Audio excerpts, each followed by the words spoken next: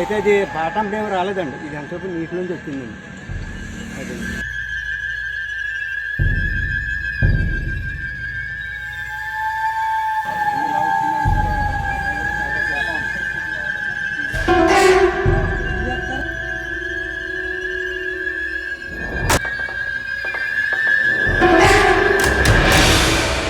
చిరుతపులి జింకలు ఎక్కువగా విహరించే గౌతమి గోదావరి బ్రిడ్జ్ సమీపంలోకి చేరినట్లు తెలుస్తోంది.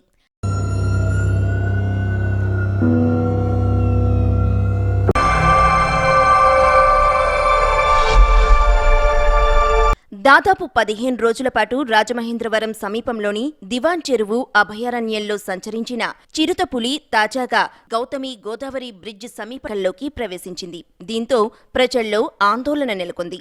అటవీశాఖ అధికారులు ఎక్కడికక్కడ అప్రమత్తమవుతూ ప్రజలకు సూచనలు జారీ చేస్తున్నారు.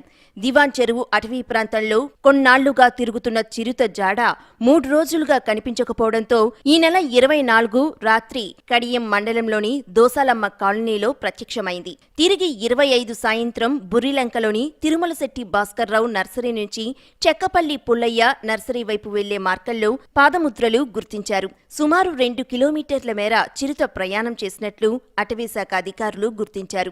దివాన్ చెరువు నుంచి కడియం వరకు నేరుగా అయితే సుమారు 13 కిలోమీటర్లు, వేరువేరు మార్గాల్లో అయితే దాదాపు 30 కిలోమీటర్ల మేర ఇది ప్రయాణం చేసి ఉండవచ్చని అధికారులు అంచనాకు వస్తున్నారు.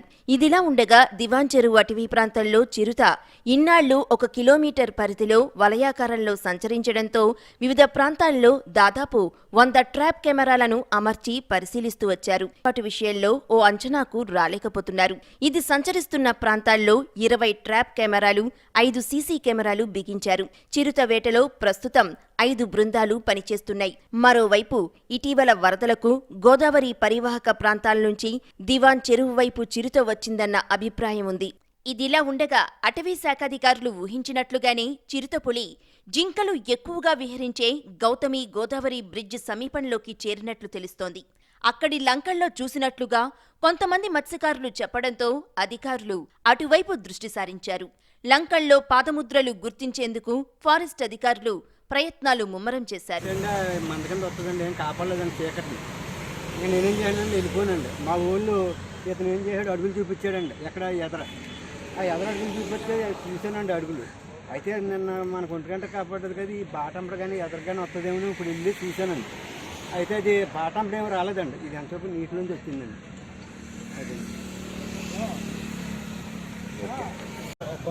కాళ్ళు 3 కోతలు వేసిందండి. 3 సార్లు ఎక్కి దిగిందండి. మేము వెళ్ళిపోయి ఇక మా సంగడికి వెళ్ళిపోయాం.